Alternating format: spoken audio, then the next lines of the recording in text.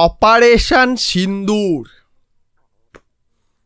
সকাল থেকে ঘুম থেকে যখন উঠেছি সেই সকাল থেকে এখন অবধি এটা আমি টিভির পর্দায়, মোবাইলের স্ক্রিনে, সোশ্যাল মিডিয়ায় দেখেছি অপারেশন সিন্দুর।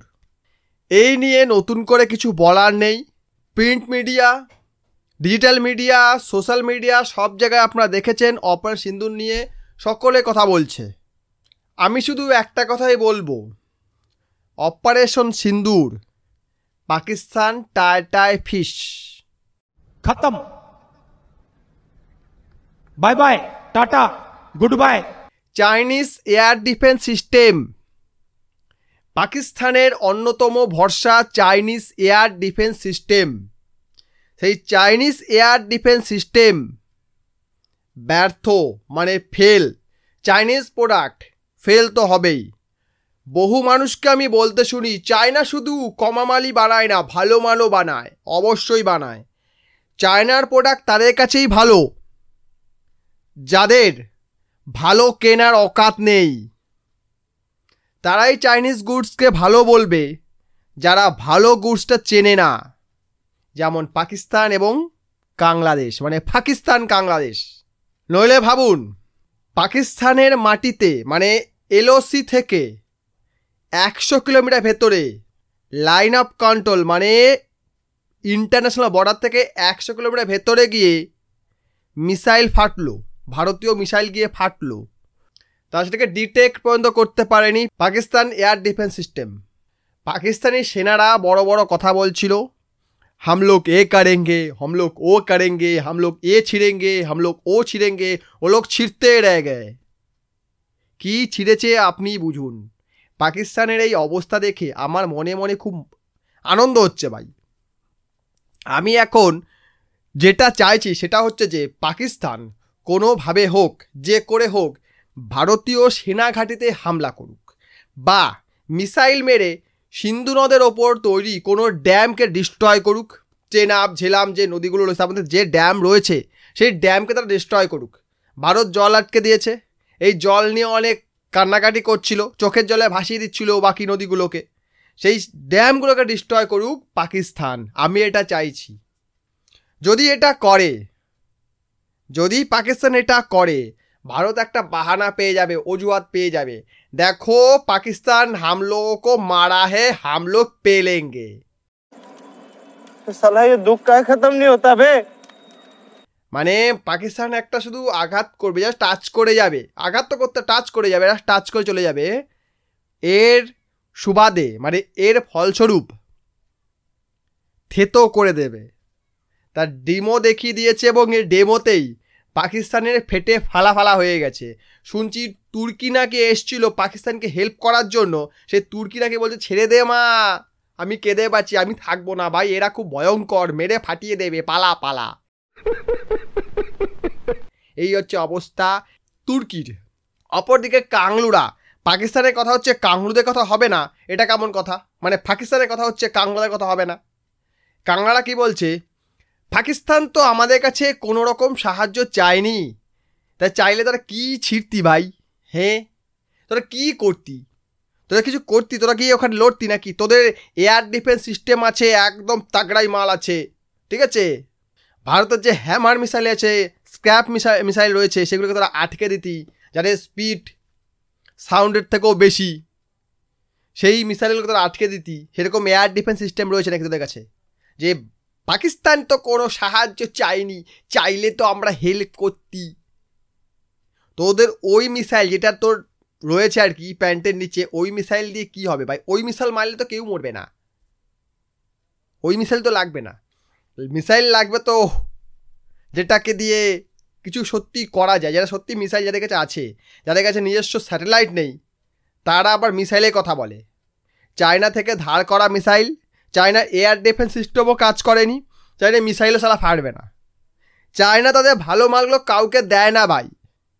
চাইনিজরা এতটাই ঢ্যামনা, এতটাই হারামি যে তাদের ভালো প্রোডাক্ট কাউকে দেবে না, বিশেষ করে ডিফেন্সের ক্ষেত্রে কখনোই দেবে না।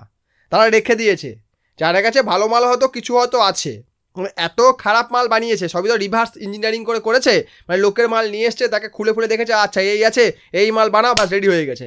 এই যে চায়না এই ধরনের মাল বানায়, এইভাবে মাল বানায়। তো সেই যে আমেরিকান রাশিয়ান যে ইনস্ট্রুমেন্ট তারা কিনেছিল বা যে কোনোভাবে পেয়েছিল, তারা তো খুলে উল্টোভাবে দেখে নিচ্ছে, আচ্ছা এই বানানো হয়, ঠিক আছে বানাও হয়ে রেডি হয়ে গেল। চায়না সবসময় শো আপ করে, লোককে দেখায় যে দেখো আমার এই আছে, সেই আছে, ও আছে। দেখবেন কিছু নেটওয়ার্ক মার্কেটিং যারা করে, যে সকল মানুষজন নেটওয়ার্ক মার্কেটিং করে, ওরা দেখবে এই ধরনের শো আপ করে যে দেখো মেরে পাস গাড়ি है, मेरे पास बांग्ला है, मेरे पास चार खूबसूरत औरत है, मेरे पास क्या नहीं है, सब कुछ दुनिया का राजा हूँ मैं, तुम भी आ जाओ मेरे साथ, जुड़ जाओ, দুটো লোক নিয়ে আসো, তুমিও আমার তো রাজা হয়ে যাবে। তারা এরকম দেখায়। চায়না সেরকম বলছে, চায়না বলছে তুমি আমার সাথে চিপকে যাও, আমার জিডিপি ফেক জিডিপি বানিয়েছি, 18-20 ট্রিলিয়ন ডলারের জিডিপি বানিয়েছি, তোমারটাও আমি ওই 300 বিলিয়ন থেকে একদম লাভ মেরিয়ে 30 ট্রিলিয়ন করে দেবো। 30 ট্রিলিয়ন আমার থেকেও বেশি হয়ে যাবে, তোমার এত পটেনশিয়াল আছে, তুমি আমাকে বিট করতে পারো, এরকম পাকিস্তানকে বলছে। ওদিকে কানাডা বলছে তোমার 400 বিলিয়ন জিডিপি রয়েছে, ওটাকে আমরা 4000 ট্রিলিয়ন করে দেবো। তুমি টেনশন নিচ্ছ কেন? তোমাদের মধ্যে হিউজ পটেনশিয়াল রয়েছে, তোমরা কি করতে পারো তোমরা সেটা জানো না, আমি তোমাদেরকে পৃথিবীর রাজা বানিয়ে দেবো। কাঙ্গাদের বলেছে, ওদিকে পাকিস্তানদের বলছে তোমাদেরকে রাজা বানিয়ে দেবো। এবারে চায়নার যে এই স্বপ্ন, মানে যেমন হয় না মূর্খ লোককে স্বপ্ন দেখানো সহজ, মূর্খ লোককে বোকা বানানো সহজ, সেরকমই চায়নাদেরকে বোকা বানালো।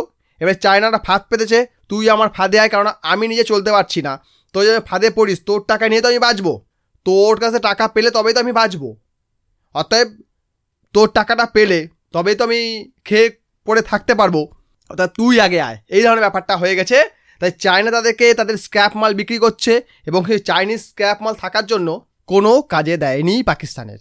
এই যে হামলাটা করেছে ভারত, এই সময় পাকিস্তানি সেনা কি করছিল?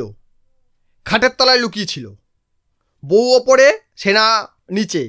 বউ বলছে আয় তুই লুকালি কেন? আমার ভয় করছে। বলে তোর ভয় লুকায়নি, ওপর থেকে আসছে সুই করে আমার পুঁয়ে ঢুকিয়ে দেবে, ভাই আমি লুকিয়ে যাই আগে থেকে। এই হচ্ছে ব্যাপার পাকিস্তান সেনার। আসিম মুনির মানে পাকিস্তানের সেনা প্রধান, ও তো ভয়ে ভাই গর্তে ঢুকে গেছে, ইঁদুরে গর্ত খুঁজে ঢুকে গেছে ভাই। কারণ ঢুকে আগে লাগিয়ে ঠাকিয়ে দেই ভাই, যে দেখতে না পায় মিসাইল, আমাকে কোনো কারণে আমার গরম পিছড়া যেমন দেখতে না পায়, যদি দেখতে পায় মিসাইল তো ওই গরম জিনিস থেকে হিট করে, ওটা নয় হিট করে দেবে ভাই, আমার দরকার নেই, আমি লুকিয়ে যাই। আসিম মুনিরও ওই কীর্তি করেছে। শেহবাজ শরীফ পাকিস্তানের এই মালটা, মানে যিনি নাকি পিএম, পাকিস্তানের পিএম, উনি কী করছিল জানেন? মিসাইল দেখে বলছিল তু মুঝে মারেগা, তু মুঝে মারেগা, तू मुझे मारेगा, देख तेरे लिए मैंने रास्ता बनाया, तू मुझे मारेगा, हमने इतना डायलॉग दिया, तेरा खून खौलवाया, तू इसलिए मार पाया, तू मुझे मारेगा। এটা বলছিল কে? পাকিস্তানি পিএম। এই মিশনটা কতক্ষণ হয়েছিল জানেন? অনলি 25 মিনিটস, 1:05 থেকে 1:30 অবধি, মানে রাত্রি 1:05 থেকে 1:30 অবধি। এর মধ্যে যা করার টাই ফিস হয়ে গেছে। যখন সাধারণ ট্যুরিস্টকে মারছিল পাকিস্তানি সন্ত্রাসবাদীরা, তখন তারা জিজ্ঞেস করছিল তুমি হিন্দু না মুসলিম, এবং মহিলাদের তো মারেনি, মহিলাকে বলছে তুমি গিয়ে মোদিকে বলো যে আমরা তোমার সিঁদুর মুছে দিয়েছি। তো সিঁদুরের দাম বুঝিয়ে দিয়েছে ইন্ডিয়ান ফোর্স। এর আগে যখন বালাকোট এয়ার স্ট্রাইক হয়েছিল, ওই সময় বহু আমাদের দেশে বসে থাকা তার কাটা মাল প্রমাণ চাইছিল, তাদের জন্য আর্মি ভিডিও রিলিজ করেছে। শুধু তো আর্মি করেনি, পাকিস্তান থেকেও ভিডিও আসছে। মানে এবছর আর প্রমাণ চাওয়ার কোনো আর জায়গা নেই, কোনো জায়গা নেই যে প্রমাণ চাই, প্রমাণ যে আর্মি যে কী করেছে প্রমাণ দেখাও, এরকম আর বলার নেই, বলতে পারবে না, কারণ আর্মি এটা করেছে অন ক্যামেরা রেকর্ডিং করেই করেছে। এর আগেও রেকর্ডিং রিলিজ করেছিল, বাট এবারে পাকিস্তান নিজেই রেকর্ডিং দিচ্ছে, নিজেই প্রুফ দিচ্ছে যে দেখো আমার সামনে মিসাইল দুমদাম ফেটে যাচ্ছে, মসজিদ উড়ে যাচ্ছে, এইটা হয়ে যাচ্ছে, সেটা হয়ে যাচ্ছে। এটা পাকিস্তানি মানুষজনই ইনস্টাগ্রামে পোস্ট করছে, টুইটারে পোস্ট করছে, ইউটিউবে পোস্ট করছে। আমরা সকাল থেকে যেটুকু খবর দেখেছি এটা 10%ও নয়, আগে হ্যাঁ 10%ও নয়, এর ভেতরে আরও আছে। এটা ক্রমশ প্রকাশ পাবে, যত দিন যত আমরা বুঝতে পারবো যে অ্যাকচুয়ালি কতটা ড্যামেজ হয়েছে বা কীভাবে এই অপারেশন করা হয়েছে, এটা কীভাবে ঘটানো হয়েছে সেটা আমরা জানতে পারবো যখন আরও সময় এগোবে, যত বেশি সময় এগোবে তত আমরা জানতে পারবো যে অ্যাকচুয়াল কী হয়েছিল। এই যে অ্যাটাকটা হয়েছে, বলা হচ্ছে 24 বার অ্যাটাক করা হচ্ছে, মানে 24টা বেশি মিসাইল ফায়ার করা হয়েছে, 9টা জায়গায় করা হয়েছে এবং 70 জন লোক মারা গেছে। এবারে আরও সংখ্যাটা বাড়তে পারে বা কিছু হতে পারে, সেটা পরবর্তী জানতে পারবো। বাস যেটুকু আমি পেয়েছি নিউজ সেটুকু আমি বললাম। আর এর রিটেলিয়েশনে, মানে এর জবাবে যদি পাকিস্তান অ্যাটাক করে তাহলে ভারত পাকিস্তানে কিমা বানাবে। এক্ষুনি বলছিলাম না, আমি চাইছি পাকিস্তান অ্যাটাক করুক, আমি চাইছি পাকিস্তান অ্যাটাক করুক। অ্যাটাক করলেই তো ওর কিমা বানার সুবিধা হবে একদম, যেমন আমরা আলু সিদ্ধ মাখাই ওই রকম একদম। এই যে অ্যাটাকটা হয়েছিল এখানে মেনলি দুটো মিসাইল ইউজ করা ছিল, একটা হচ্ছে হ্যামার মিসাইল, একটা স্ক্ল্যাব মিসাইল। হ্যামার মিসাইলে 250 গ্রাম ওয়ার হেড থাকে, মানে 250 গ্রাম বারুদ থাকে, 250 কেজি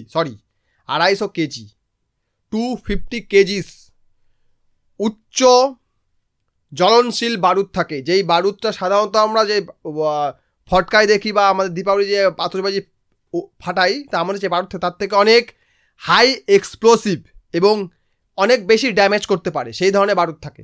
সেই বারুদ ছিল এবং যার ফলে ড্যামেজটাও সেই পরিমাণ হয়েছে। এবং স্ক্ল্যাব মিসাইল যেটা রয়েছে তাতেও কিন্তু 450 কেজি এক্সপ্লোসিভ থাকে।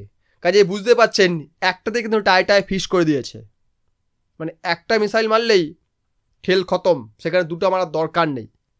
এর আগে যতবার অ্যাটাক হয়েছে, যতবার ভারত অ্যাটাক করেছে, যেমন বালাকোটে করেছে বা এর আগে যারা করেছে, পাকিস্তান কে বলেছে এই ধরনের কোনো অ্যাটাক ভারত করেনি, ভারত মিথ্যা বলছে, ফলস, সবই মিথ্যা প্রচার চলছে। এবারে তো পাকিস্তান নিজেই প্রমাণ দিচ্ছে যে হ্যাঁ ভাই মিসাইল ফেটেছে, আমাদের এখানে ক্ষয়ক্ষতি হয়েছে, এটা পাকিস্তান নিজেই প্রমাণ দিচ্ছে। কাজে প্রমাণ খুঁজতে যেতে হবে না যে অ্যাটাক হয়েছে কি হয়নি, এটা আর কাউকে বোঝাতে হবে না, পাকিস্তান নিজেই সবাইকে বোঝাতে ব্যস্ত দেখো ভারত আমাদের কি করেছে। এবং যেই ছবিগুলো উঠে আসছে যে যাদেরকে মারা হয়েছে সেখানে পাকিস্তানি সেনাকর্তারা দাঁড়িয়ে আছে, মানে এরা কোন লেভেলের লোক একবার ভাবুন। এবং কাদেরকে মারা হয় সেটা তো সবাই জানেন যে কাদেরকে টার্গেট করা হয়েছে, মেনলি সিভিলিয়ানসদের তো মারা হয়নি, নাগরিকদের মারা হয়নি। নাগরিকদের মারলে অন্য ব্যাপার ছিল, নাগরিক তো মারা হয়নি। কাদের মারা হয়েছে এবং কাদের পাশে রয়েছে পাক সেনা সেটা পুরো পৃথিবী দেখতে পাচ্ছে এবং সকলে জানে যে পাকিস্তান সন্ত্রাসকে সমর্থন করে, সেটা সকলে জানে।